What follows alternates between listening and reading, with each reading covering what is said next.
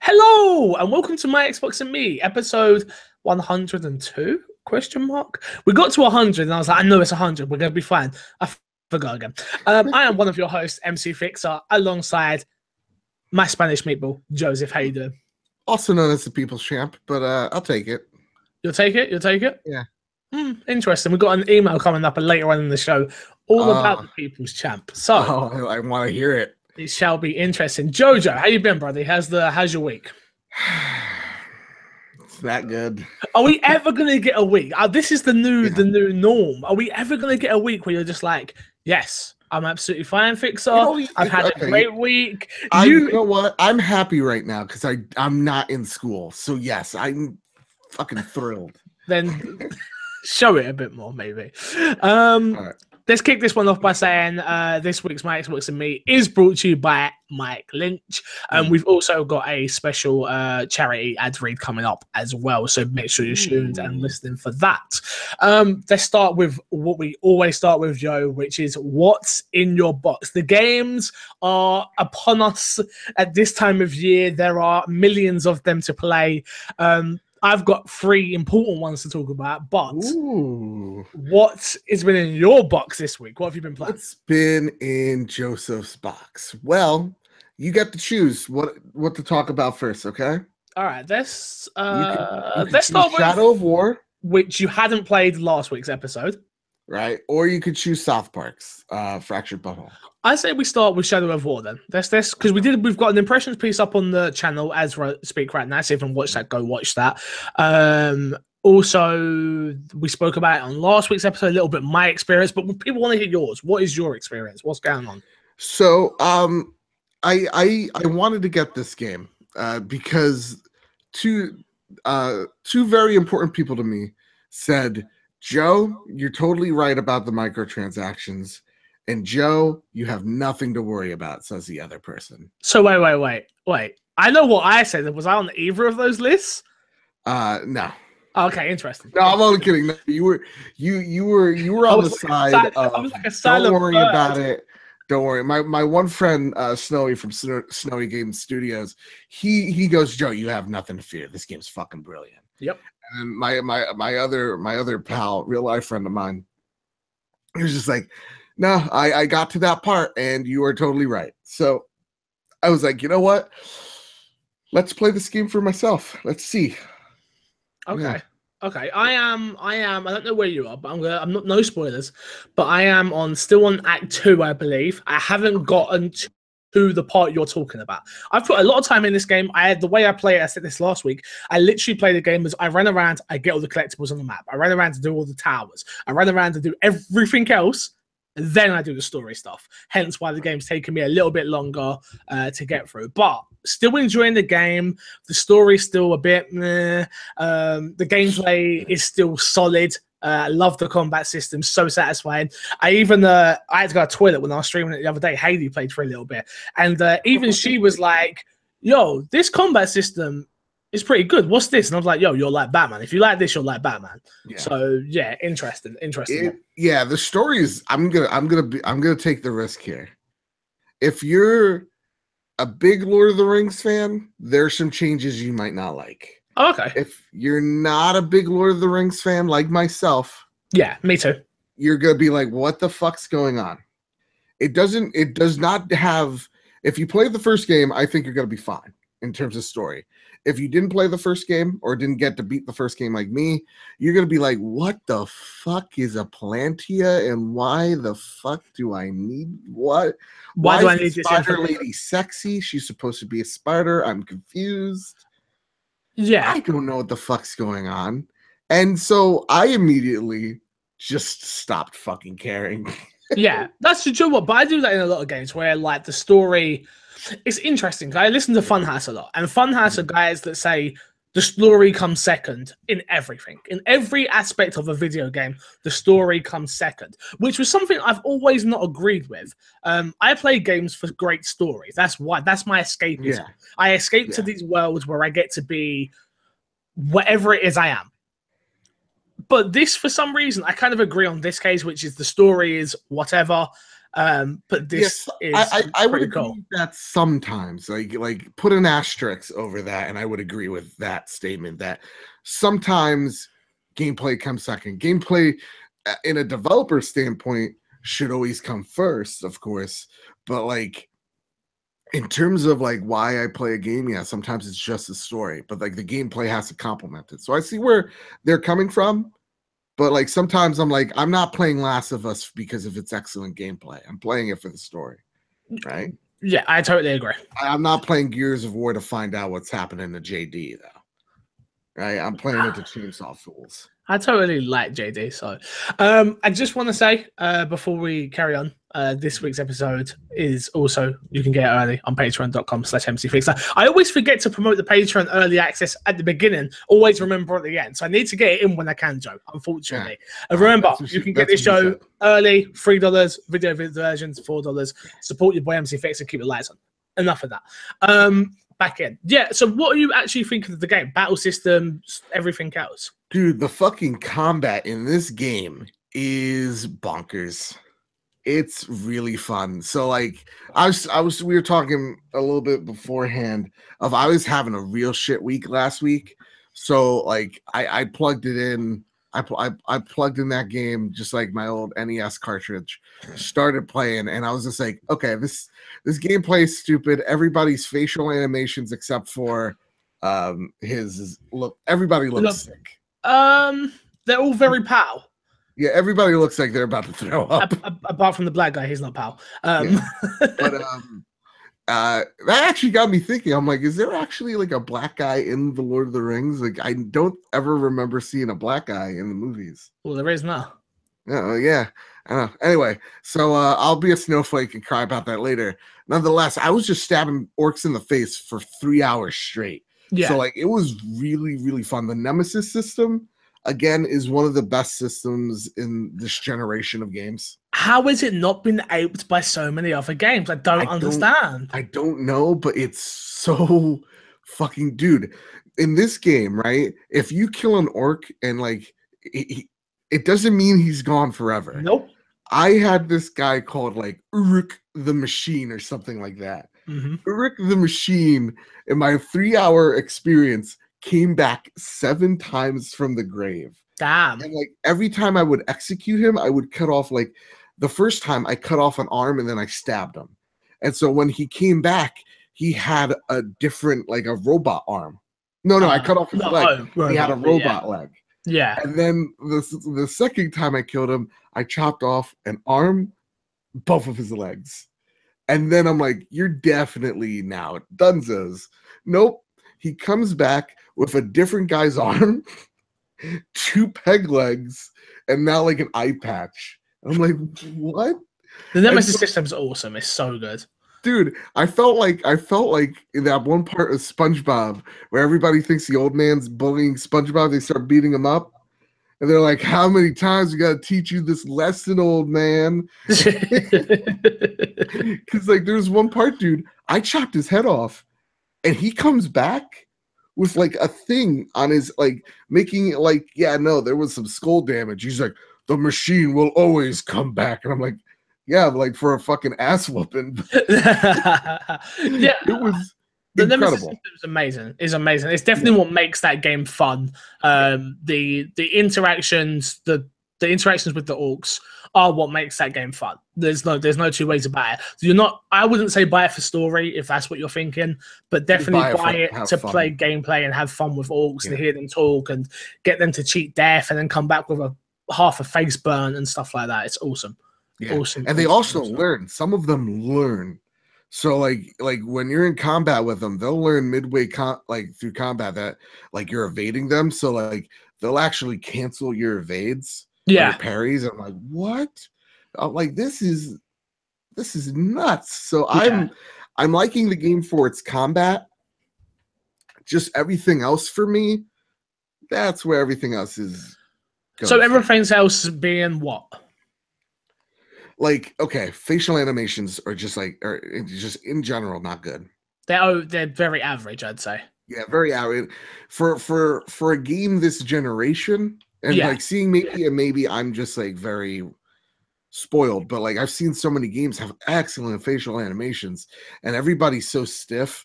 Like the lady's dad in the beginning, the guy that runs. Yeah, I know what you're talking about. He Yeah. looks like John Cena with a beard. That's what I thought of him, and a cold. The story's not really excellent. It's not even really good.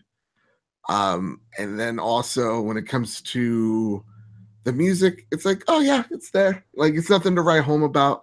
Yeah. I guess the sound, it's all in its combat. This game is where it's at. So would you say this is the interesting one for me? It was a case of, do you think we're just spoiled with too many good games that a game like this that is for me and sounding like from your from what you played so far for you is okay, lots of fun, worth playing, but just an okay fine game. So do you think that we're necessarily spoiled for choice nowadays, where we've got games like South Park, Evil Within, even if you want to talk about Ghost Recon, there's tons. I can just lift off so many games. Yeah, this game's a solid like 7.5 for me so far. I haven't hit the wall where everybody's saying it is the problem, but I'm enjoying it so far. Do you understand where I was coming from last week then, when that you were like, I'd like to hear when you get to this point, and I still haven't got to that point, which I'm hearing. I spoke to Gary. Gary is doing our review this week, which is awesome, and the review should be up this week. So if you want to watch Gary's review, 2,000+ words, guys. Yeah, he posted that in the My Xbox and Me Facebook group. So be expecting that on the My Xbox and Me channel. So you'll be able to hear his thoughts on the game there.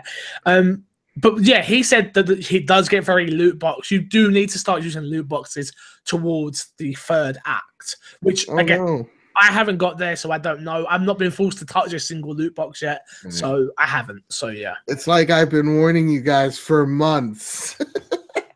But to be fair, again, you can't talk about it because you've not done it yet. Like, we can only go on other people's opinions, which is all well and good. Don't get me wrong, but the problem I have with going on other people's opinions is until I have experienced it myself, I can't then fault this game.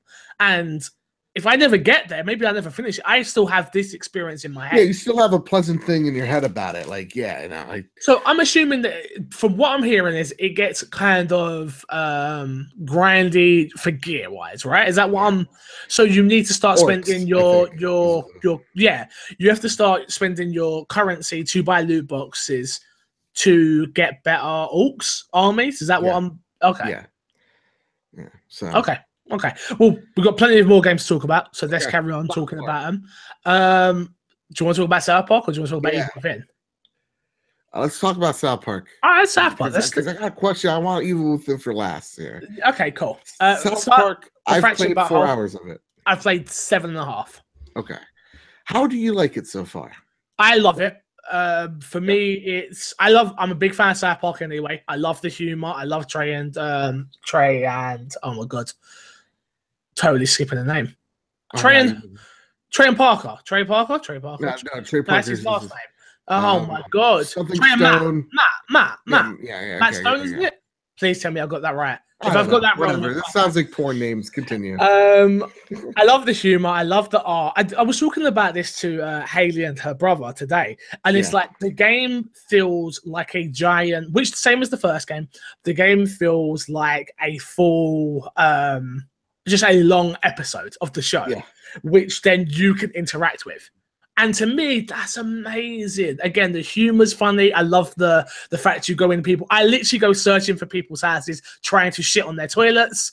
Like dude, all the time. I find a toilet, I'm taking a dump in it. Like I came across a porta cabin toilet, and I jumped on that and started doing the shitting mini game. It's like I'm not very good at the mini game itself, but lucky enough, Haley is, and she's been playing it with me, so she does all the mini game stuff for me while I play the rest.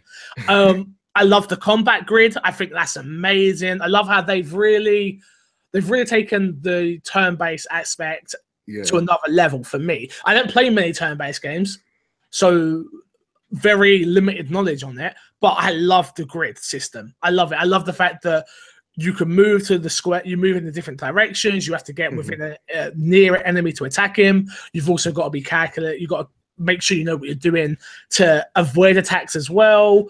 You can hit your own team with attacks, stuff like that. It's just really good, really, really good. Yeah, no, it's I think the biggest flaw with this game is definitely the beginning like hour or two when you're learning everything.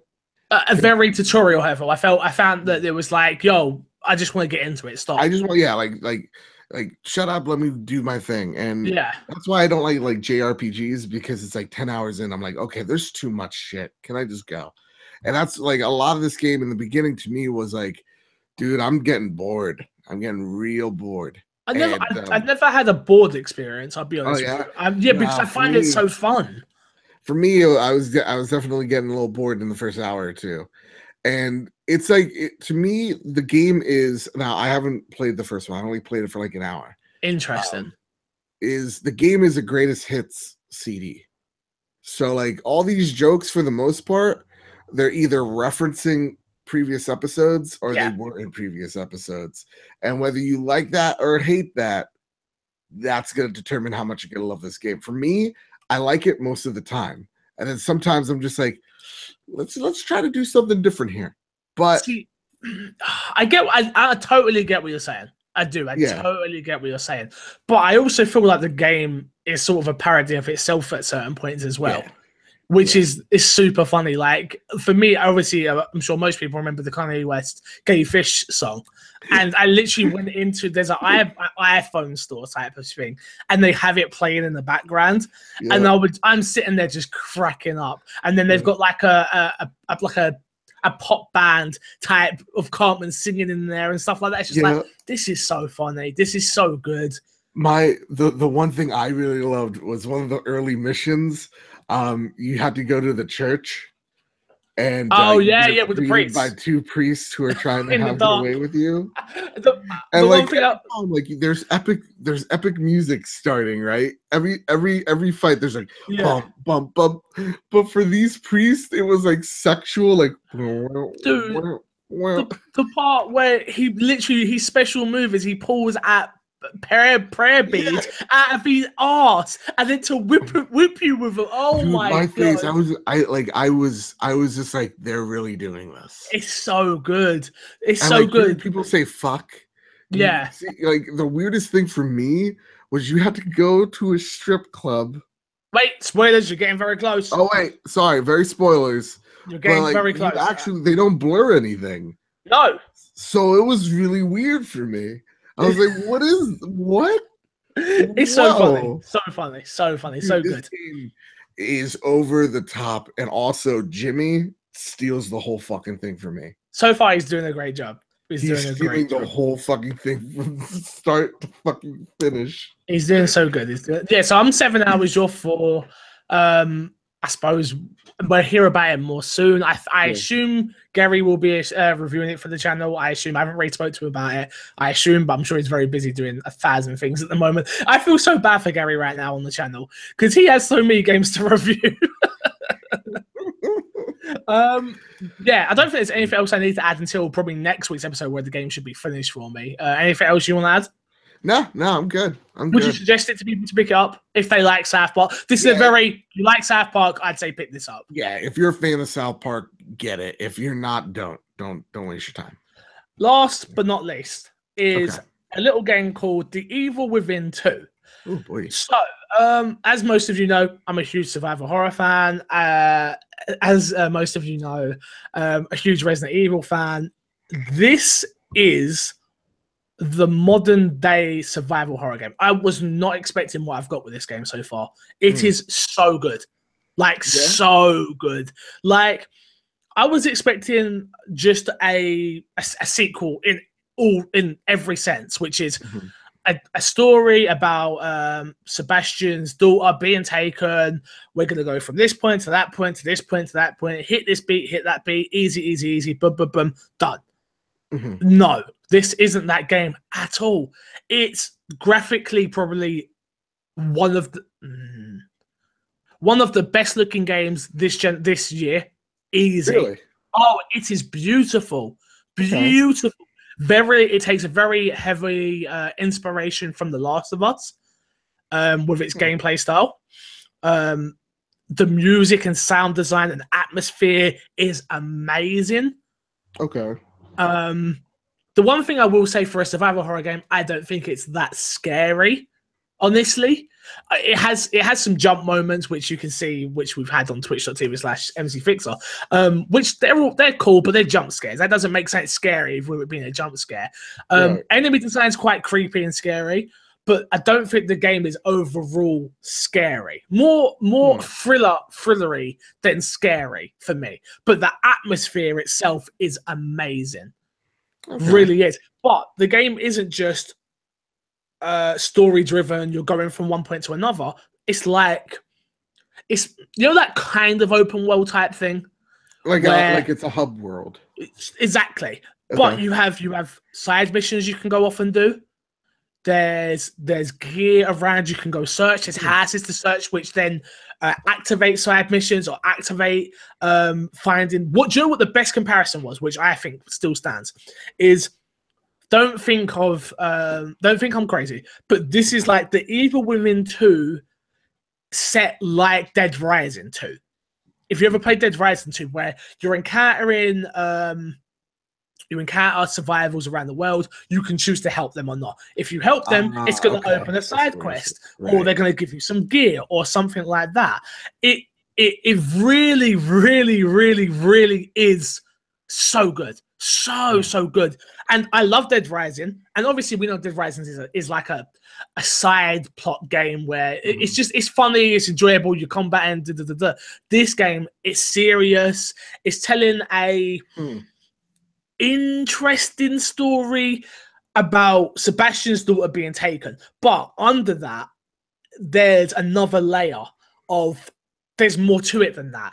Is the company Mobius has taken your daughter, they've thrown you in to go find her because they've lost her, and you're uncovering this world which is called the Union, and you're in there. And it's meant to be just a simple search and rescue mission, which it isn't, of course, because obviously that wouldn't work. But dude, honestly, this may be currently my game of the year. Ooh, I'm hearing real good things about this, man. Dude, there's a story we're going to talk about in the news, which upsets me so bad. Yeah. But this is everything I wanted from a sequel that I didn't know I wanted. Okay. Like, The Evil Within for me was a fine game. It was a fine game. I enjoyed it. Remember playing it. Remember being like, oh, it's like Resident Evil. It's a modern day Resident Evil of what I want. Like, this is what Resident Evil 7 should have been. Right. This is what it should have. Third person, over the top. You have your hub world, open world-ish. Like I say, it's not open world. You have loading screens and stuff like that with your safe houses that you can go to. You have very limited amounts of ammo. You have your upgrade skill trees. It's just so good. Like, seriously, I don't believe how good this game is. You want to get to the story about this? We can do the story real quick right now, just because we are going to do the topic of the show. But the story is, to dumb it down, because where is it? Is that this sold the Evil Within 2 physical sales in the UK sold a quarter of what the original did. That's a damn shame, dude. And dude, for me, that's a case of like, I don't think they marketed this game enough. Yep. Yeah, enough for me. I love Bethesda, don't get me wrong. They're still one of the only companies out there doing single player stuff, so that's awesome. We'll get more into that soon. But they didn't market it enough for me personally. This is Bethesda. Bethesda have got the money to market this. Tango have made a phenomenal game, and I really mean that, phenomenal game. But I feel like this is not going to sell well enough to get another game. And damn. Yeah. To me, I think when it comes to this game, it was marketed atrociously, because I forgot this game was even coming out. And maybe because I'm a busy college kid, but I didn't know this game was coming out until the day before. And I was like, oh shit, Evil Within 2 is coming out. Who would have thought? And like, for me, I didn't, I didn't know, and then I was like, well, I'll wait till Wolfenstein. That was my whole thing. No, 100%. So for me, I honestly feel like if this doesn't sell well, and if Wolfenstein 2 doesn't sell well, Bethesda really needs to reevaluate how they treat their reviews. Well, IGN got review copies of this early. Funny enough, I think Dan Staples, I believe, tweeted that they got their copy early, which is strange. But like, to me, this game could have really used a article that's just surrounded by about this game before this game's announcement, saying and singing its praises, because like we're seeing it over and over again, and I just like I kind of think like as much as I love Bethesda, they kind of have their head up their ass about this. Like you've seen the Dishonored 2 bomb, you've seen Prey bomb, you've seen this game now bomb. We don't know if it's bomb. That's UK sales. True. But like what we're all thinking is they're not doing well. And those 3 games, oh god, for the most part, are fantastic. Like, dude, these games are great. They're critically amazing. Why aren't you giving them out? Like, if you're giving them out to streamers to stream early, why can't you just give them to reviewers to review it early? It's a lapse of judgment. So to me, I really think they gotta reevaluate this, because what ends up happening now is a story every time a Bethesda game comes out that is, ooh, well, could this have done better if it had review copies? That's what you get now. Yeah. You don't get how good the game is. This game was great, but because of the review copies, did it hurt it? And it's just like, I feel like make it look good. For the Evil Within's case, I feel like it's a real shame that there are so many good games coming out this year. This needed to release like where Dying Light released, where nothing was around it, so everyone took a punt on it. And you're not getting that with this. We've got, like you just said, we've just spoken about 2 good games, which is South Park and Shadow of Mordor, which Shadow of Mordor is Lord of the Rings, so that fan base is going to get behind that. South Park is South Park, so you're going to get the adults that are looking for a giggle with that. Evil Within is a niche survival horror game. Come on. I don't know, man. Like I say, I'm literally on chapter 10 at the moment, and I'm loving the game so far. I cannot suggest this game enough to people to go pick up. That's awesome, though. Really, seriously. I also finished before we come out of what's in your box.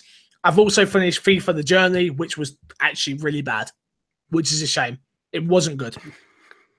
I know for you was laughing, but for me, after Long Shot, which was Madden's story, which was fabulous, to get FIFA's story, which is my preferred sport, to be not so good, it's like, damn, it's a shame. God damn. Should we get into the topic of the show this week, Joe? Man, this is the longest segment of What's in Your Box I think we've ever done. Let's get to this, man. To be fair, there's a lot of big games out, so this is the holiday season. What do you expect? We're going to talk about checkers. Let's do this. Topic of the show this week is single-player games are dead. Oh God! Here we go. Oh my God! Game publishing giant Electronic Arts has shuttered Visceral Games, formerly known as EA Redwood, best known for its Dead Space franchise and upcoming Star Wars title. Founded in 1998 as EA Redwood, so named for its location in California, Redwood Shores was near EA headquarters and then was turned into Visceral Games. Blah, blah, blah, blah, blah. Let's get into what they worked on games like Tiger Woods, Dead Space, Lord of the Rings, which I actually didn't know, Return of the King, which was an awesome game on the PS2. Fucking amazing game. And that only will absolutely come from my head if I don't talk about Battlefield Hardline. Sadly for fans, Visceral.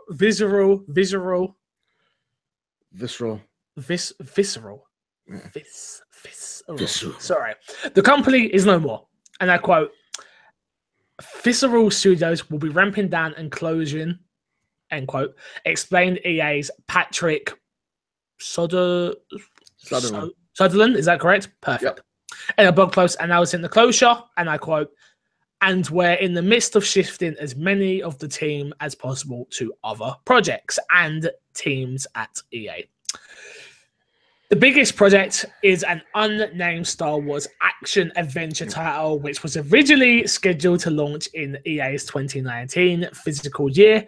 It was going to be a story-driven game. Blah, blah, blah, blah, blah. We'll get to the quote here, which is, while we had originally expected this game to launch late in our physical year, 2019, we were looking for a new time frame that we will announce in the future. Bringing a new Star Wars game to life for every passionate fan out there is what drives us as creators. It's what has inspired us to deliver the massive new Star Wars Battlefront 2 experience, launching in just a few weeks. Sure. It fuels our live service in Star Wars Galaxy Heroes. Making games is the extremely Star Wars universe is a true dream for many of us at EA, and that's why we had to crush it. So many experiences to come for our players on every platform. We take the time to get each game right, to make it unique, and to make it amazing. EA responded to IGN requested comment in regards to Henning's standing point with the project, which is Amy Hennings, who we're talking about. And I quote, in discussion with Amy about her next move, end quote, as much of the already completed development will carry over. An EA spokesperson said, quote, we will be able to continue to use a great deal of work that has been done to date. The assets of the game that has already been built will be a foundation of this new game. Last update I have for you guys, which is we got from Kotaku. A development team across worldwide studios will take over development of Ragtag, which is also known as the game's codename, led by EA Vancouver team that has already been working on the project. Stephen Anthony will lead the team, which will use much of the work that has been done to date by Visceral. The assets of Ragtag that have already been built will be the foundation of this new game. Corey, let me in. Let me at this. I need this. Moody's gonna be proud of me. Go on then. EA, you have one fucking job. It's just to create a fucking Star Wars game. What have you delivered since you've had this intellectual property? Star Wars Battlefront 1. Battlefront 1. A literal piece of human garbage. Which around the board, because lots of people love that game. In my opinion, which is also stated in facts, it wasn't good. Right, the majority of us out there went, this is an empty experience. You're trying to hold off the majority of this content behind a $50 paywall. Fuck you. And then you give us Galaxy of Heroes, which is just a mobile cash cow piece of shit garbage game. And there you go. Oh yeah, you gave us a 10-minute VR experience. Whoop-de-doo, Basil. Now what we have here is Visceral Games, a studio I love so much. It's created to me my Resident Evil, which is Dead Space. Love Dead Space 1, love Dead Space 2. Let's not talk about Dead Space 3. You take this talented group of guys and gals there and you just terminate them. Like you did Pandemic, the creators of the original Battlefront series that were fantastic, like you did with Maxis. So what EA does is they take talented studios and they maybe make a game or two with them, and then they just fucking kill them, because that's what EA is all about. That pisses me off. This pisses me off, not because I don't get to play a Star Wars game. As much as I would have loved to see an Uncharted style Star Wars game, that's not the point. It's the point of talented people being screwed because of business decisions. I just hate seeing it. I know it's, EA's a business and they're all about making money. But at the end of the day, I truly think we have to look at what Battlefront 2 does in terms of sales. Because if I was if I was Disney right now and I'm looking at what EA's done for me lately, it is not much. And we're seeing right now Battlefront 2 come in at a time where, let's be honest with each other, guys, multiplayer games, as much as I love Battlefront 2, are doing it better. You're coming in with a loot box system literally no one likes. You're gonna come in and that game, I'm telling you, if it doesn't flop, I'm gonna be surprised. Because if that game flops, I think Disney's gonna look at EA and reevaluate things. Because I honestly think at this point, what EA has done to the Star Wars franchise, they do not deserve it anymore.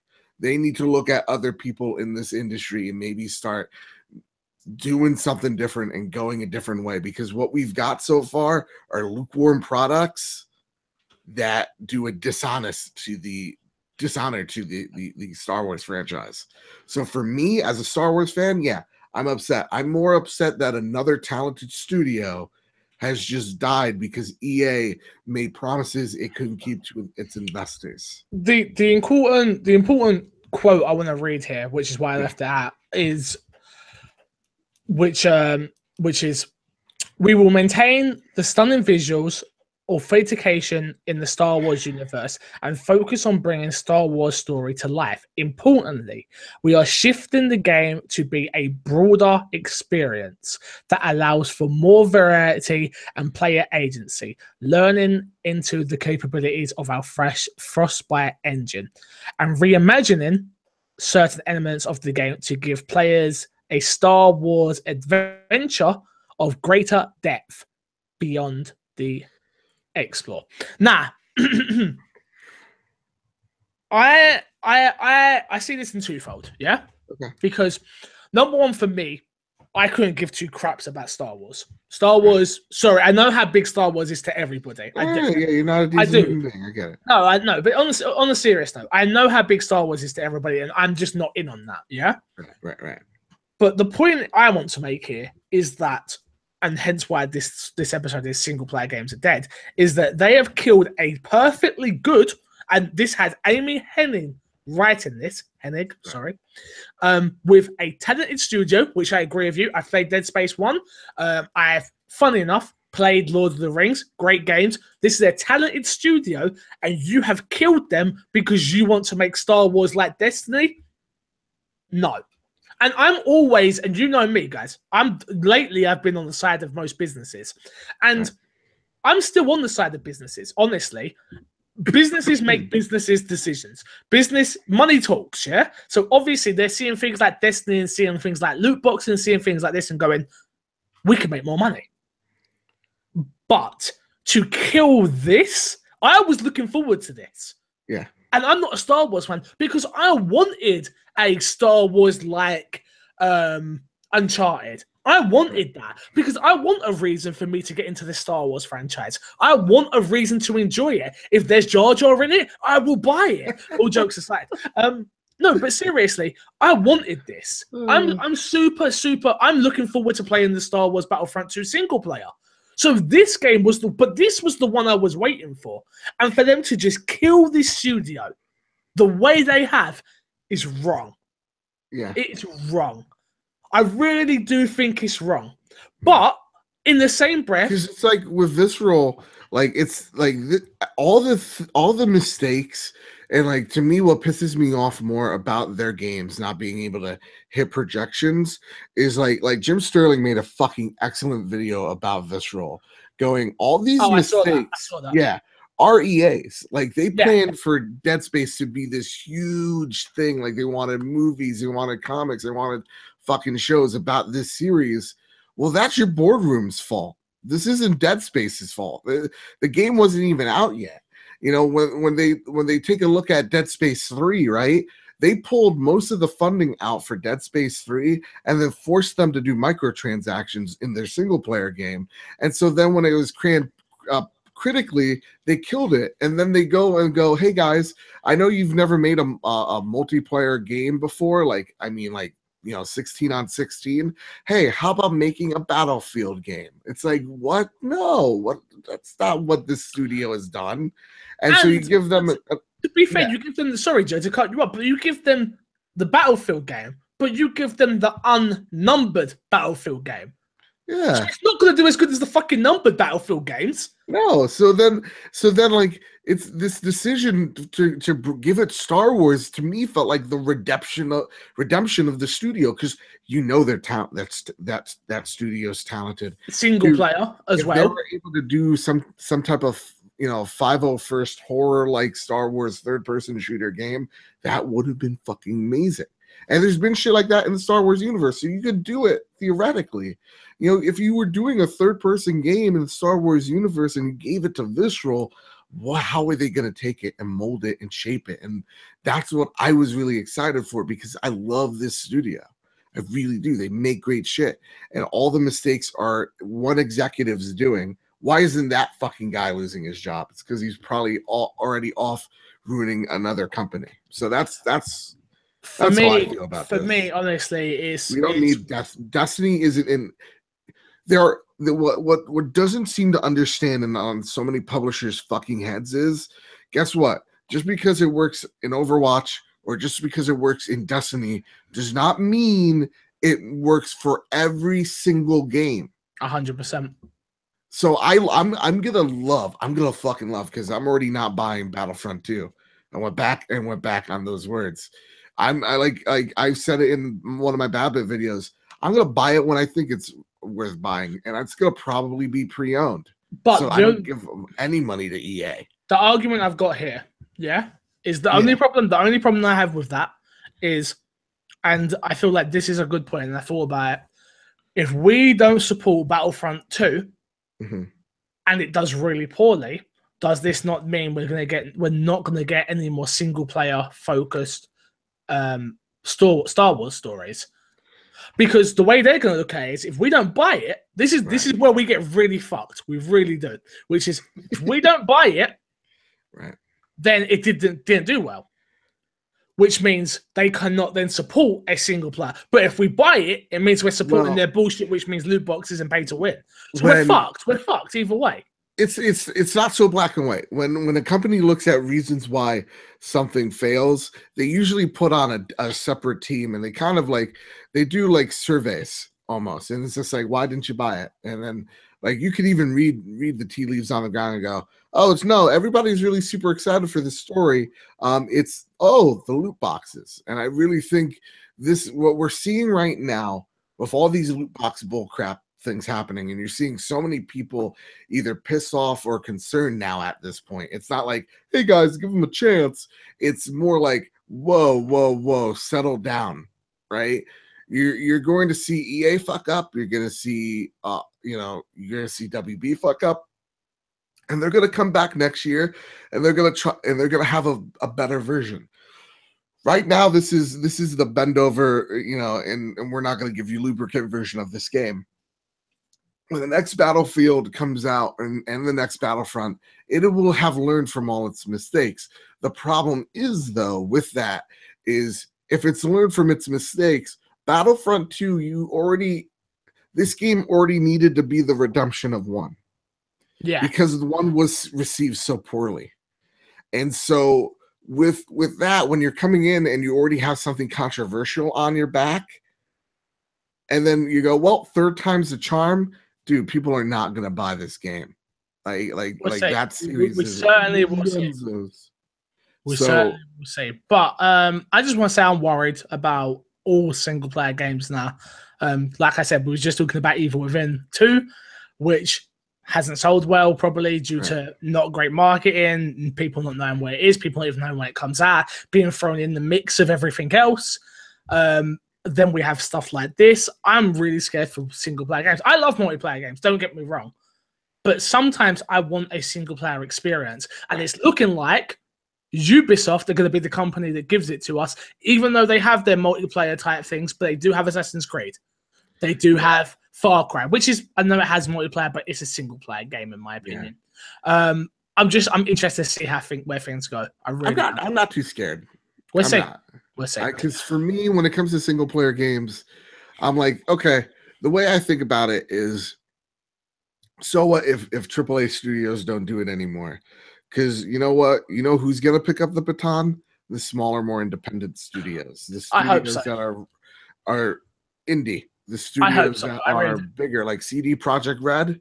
That game's gonna come out whenever it is. It's gonna come out. It's gonna kick fucking ass because CD's Project Red pedigree is making really good fucking games. Yeah. Like people like Insomniac.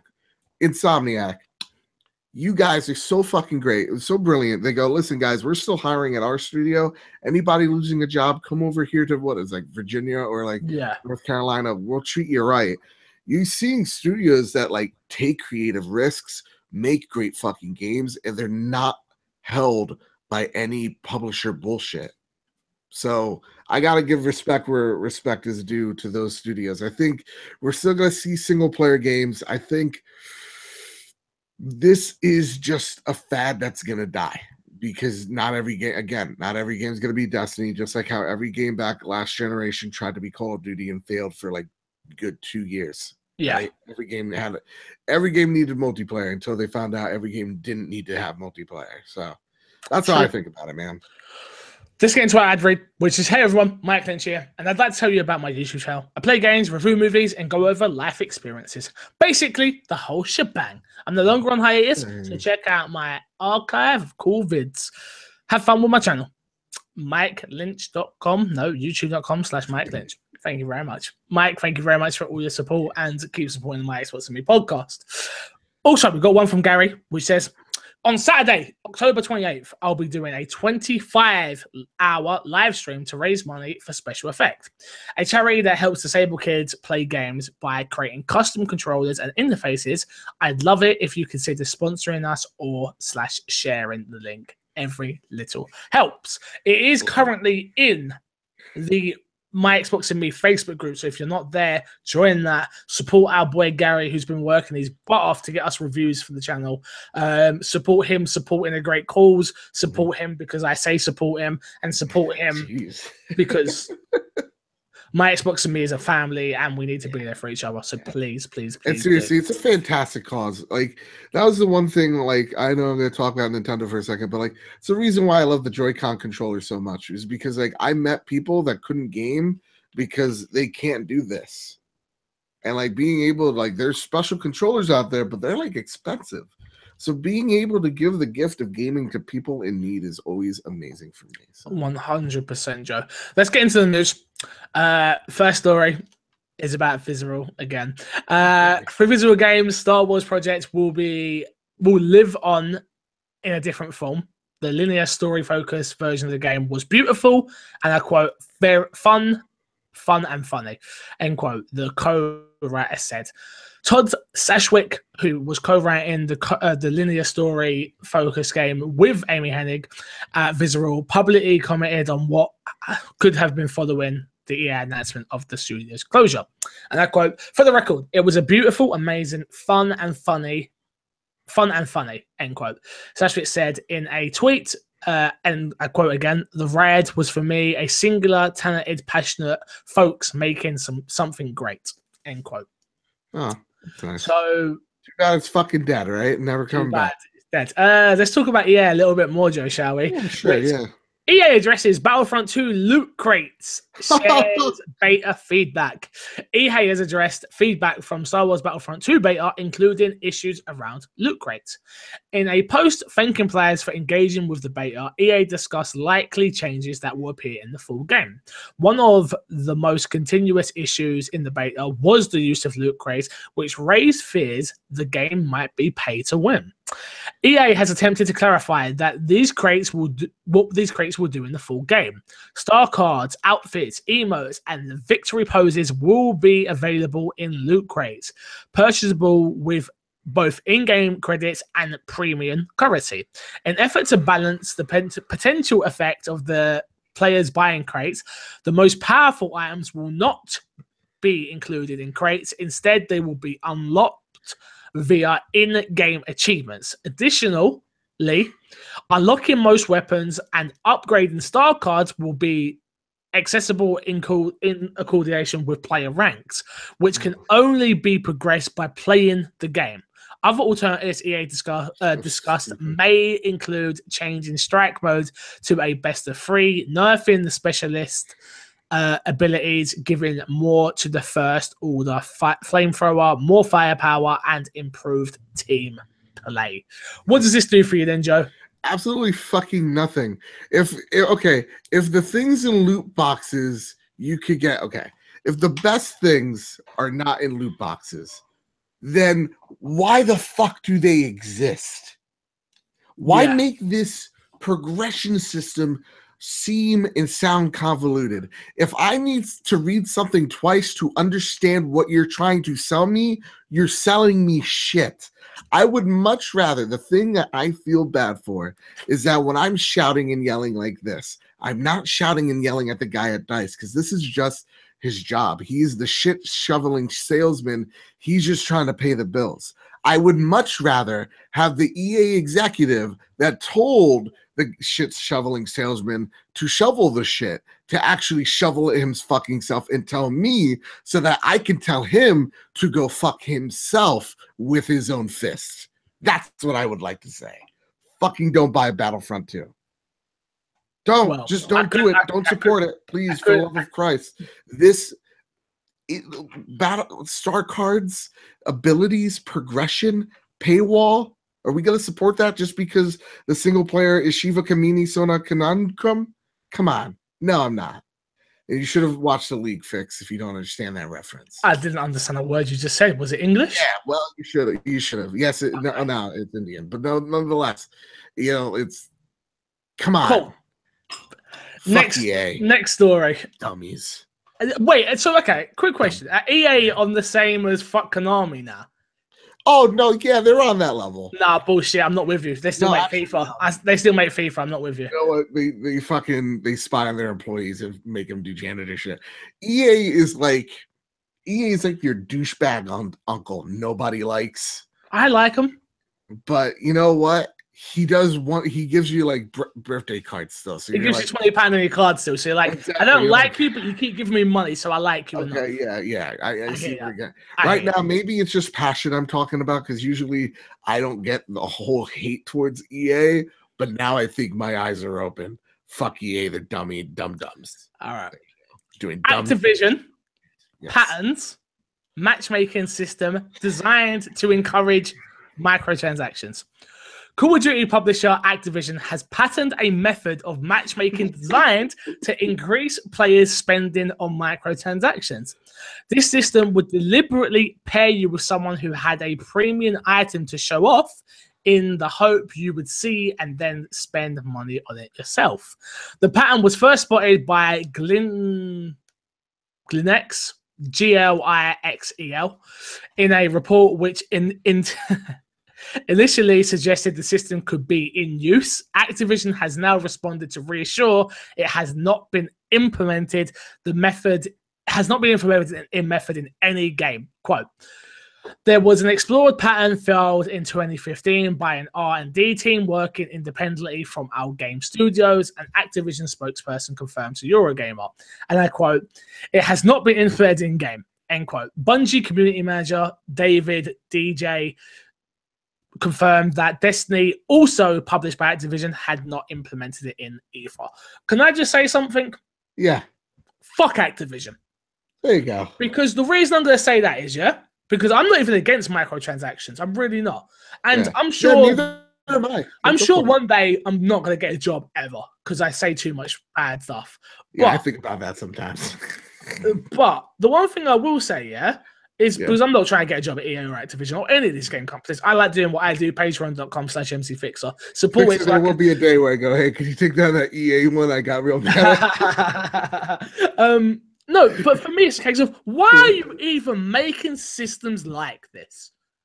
What is wrong with you? Money. But there's businesses, and I'm all for a business making more money. I'm for the microtransaction stuff. I don't care for that. Just don't spend your money on it. That's my opinion in the case. Don't spend your money on it. There you go. End of story. Don't spend your money on it.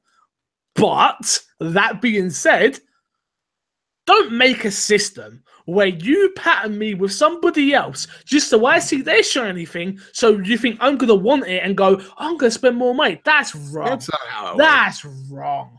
That's wrong in so many levels, if you you ask me. I got so this pad. It's like this episode is like, what's gonna make Joe real fucking angry? Right? That's what we should really title this.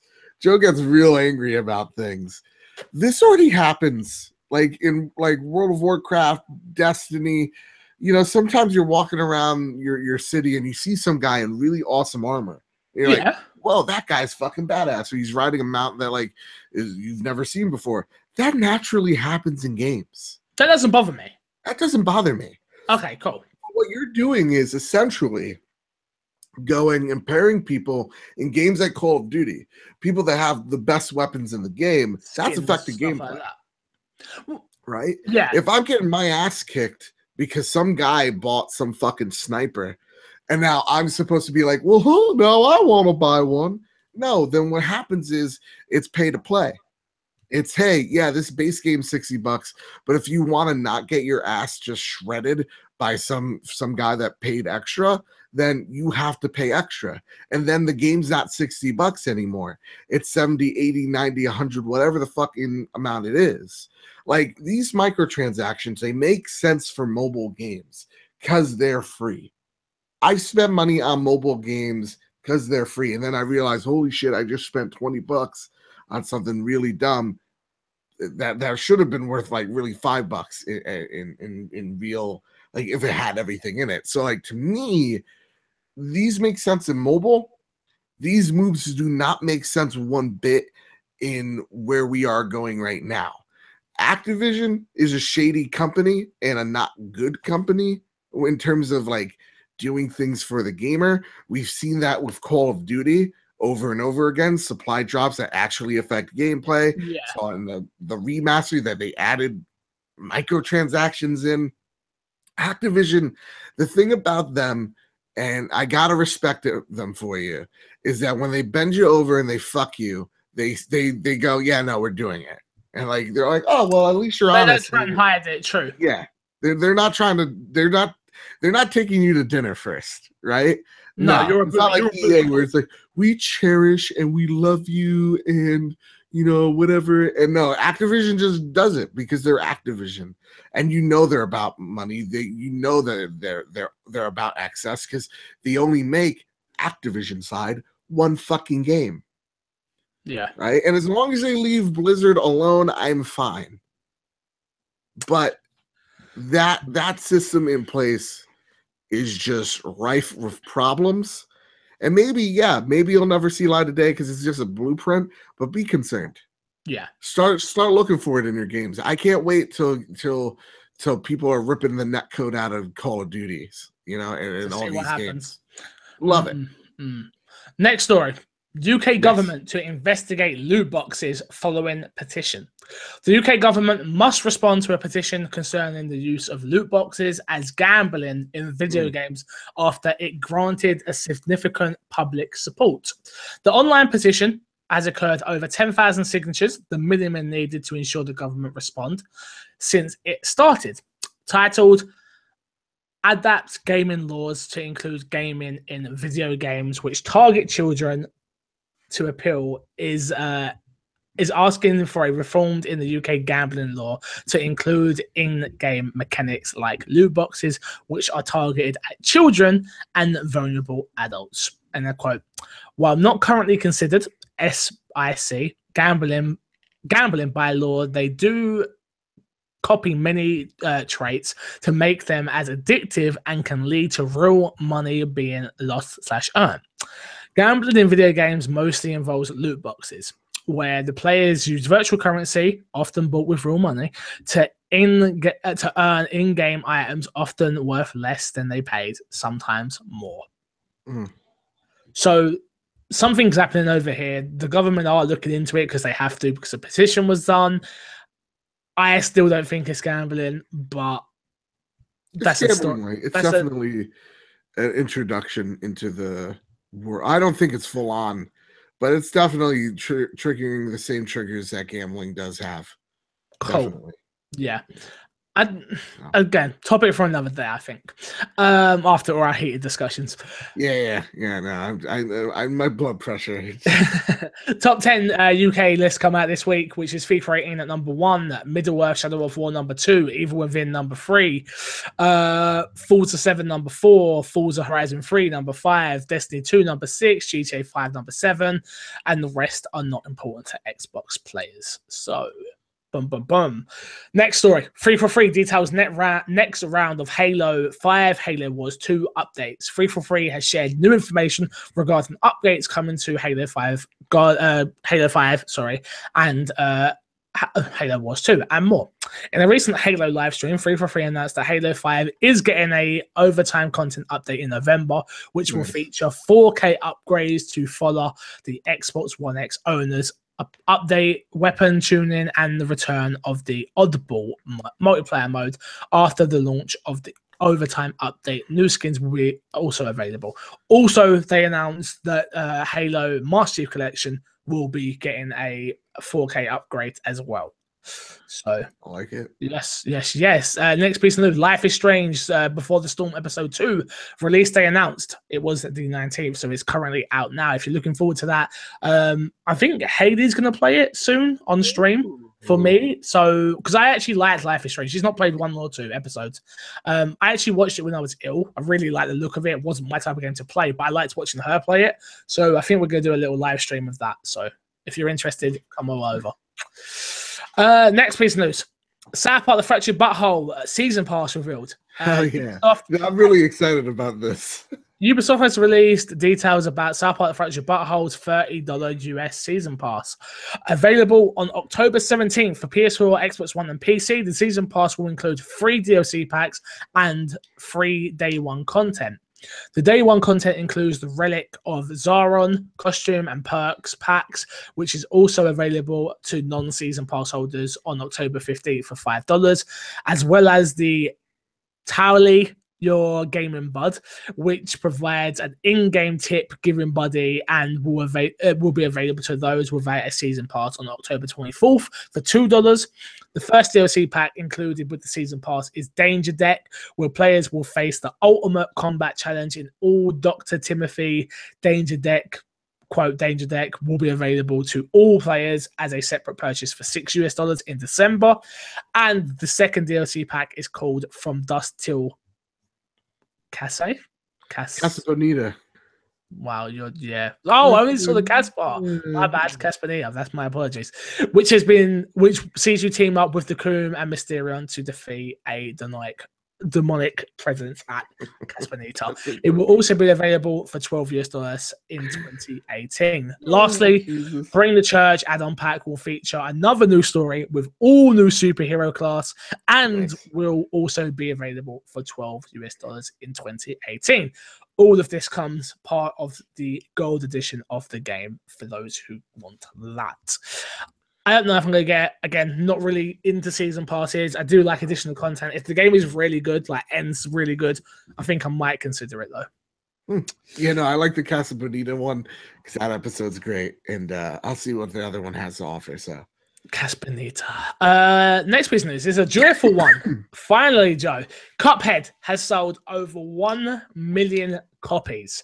Cuphead reached a major sales milestone in just 2 weeks. Developer studio MDHR announced today its colorful, boss-focused action game has gone platinum, selling 1 million copies since it was released the 29th of September. The studio made sure to thank its fans for Cuphead's success, and I quote, "We've worked tireless over the past few years to deliver a game that remained true to our vision, and we are both humbled and excited that so many people from around the world are playing Cuphead. It truly makes it worth it," wrote the art director. So yes, boom. See, that's what it is, man. Single player, it ain't dead. It's just gonna take new forms. That's for sure. I hear you. Fucking this game, oh my god, might be my game of the year. So I'm only 3 levels in, so I can't call it game of the year so yet. Fucking good. Head of Xbox. Sorry, go on. No, you go. Head of Xbox says he doesn't like the idea of playing for platform exclusive content. We know this already, but Phil Spencer, in an interview with GameSpot at Brazil Game Show, Spencer explained his views on the practice. Quote, people always knock me on this. I've been on record. I don't love the idea of practicing of us paying so other platforms can't play or use certain guns in game or do a certain level, he said. Quote, I know I said this and Xbox history DLC exclusive Windows with Call of Duty. I understand the fingers are pointing right back to Xbox. I can only be who I am. It's not the best PR answer, but I don't like that, Spencer added. So there you go. There you go. Explain PUBG there, buddy. No, content. He's saying content he doesn't like being exclusive, not games. So you could just lock away a game, but a piece of armor you have a problem with. Well, yeah, but I agree with him there, though, because we have the whole Destiny situation, which we spoke about last week, where the Destiny 1 content's only just come out for Xbox players. It's dumb. Don't get me wrong.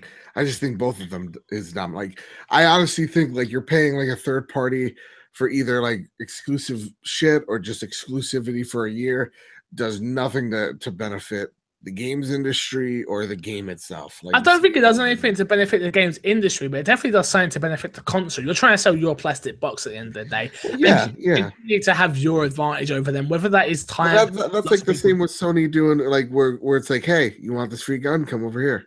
Yeah, 100%. I see it as the same thing. Yeah. Fair enough.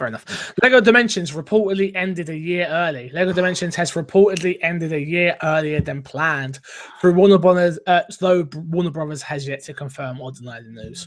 So there you go. If you liked LEGO Dimensions, it may be done. Sorry.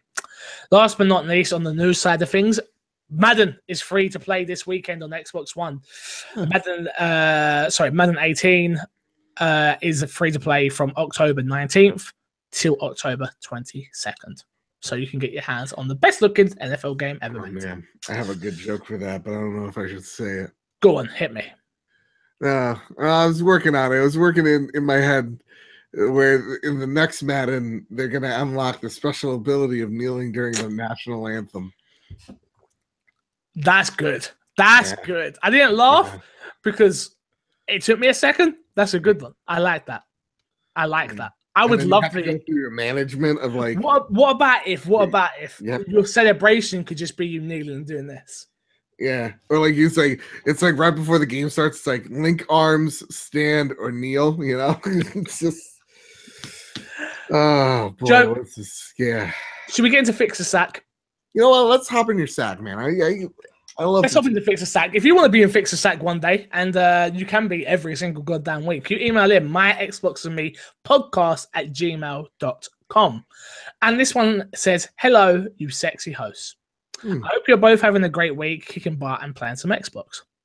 Last week, you got an email suggesting that I should be called the People's Champ instead of Joseph. This made me smile to no end and gives me the feels that my work for this family is being noticed. But just like the legend himself, MC Fixer, I am also bigger than the name the People's Champ. I am the glorious one who will forever be here for the My Xbox and Me family. Thank you, everyone in this family. I love you all. Stay glorious, from Mr. Moody. Honestly, cannot argue that. That's the fucking most sound logic I've ever heard in my life. He killed it. That's all I can say is he killed it. We've got another email, which is all concerning the YouTube channel, but we're going to talk about that next week. So if you want to know how to get involved and be part of the My Xbox and Me YouTube channel, there are a few things I want to talk about and how people can get involved. But we're going to talk about that on next week's episode because this has been quite a long one. You have to find a lion. Let's plug, and get ourselves out of here. What have you got to plug? No weapons. Yeah, you gotta fight them. Plug. Okay. Bad Bit Games, YouTube, Twitter, all that stuff. Check it out. At Mr. Badbit, Twitter. Go for it. Cool. Same here. YouTube.com/MCFixer. Or, most importantly, My Xbox and Me has a YouTube channel. If you're listening on SoundCloud and maybe you're thinking, I should really get around to doing that, please do it. Please go subscribe. Please check out the other content we produce. I know there's a silent majority of those users that listen, but My Xbox and Me has a YouTube account. Go and subscribe there. Has a Twitter account. Go and follow there. Go and support it. That's what it's all about. So please, please, please, please, please do. I don't think that my Xbox Me Twitter follows me. Does it not? I don't know. I don't know if it does, and I'm a little offended. Okay. I'm pretty sure it does, but sure. I have the people's champ after all, you know. Also, patreon.com/MCFixer. That's literally what keeps the light on. I'm hoping to one day hit a goal where we can actually pay Gary for his reviews. So if we get there, we can do that. But until that time, until then he doesn't see sunlight. Until then, he gets no money and stays in the basement. He gets those mayo sandwiches. Literally just mayo. Two pieces of bread and mayo. That's what we feed him. Okay. But we do it via a shovel. So interesting. Yeah. All right. Well, until next time, I will love you, leave you, and see you all later. Bye. Good day.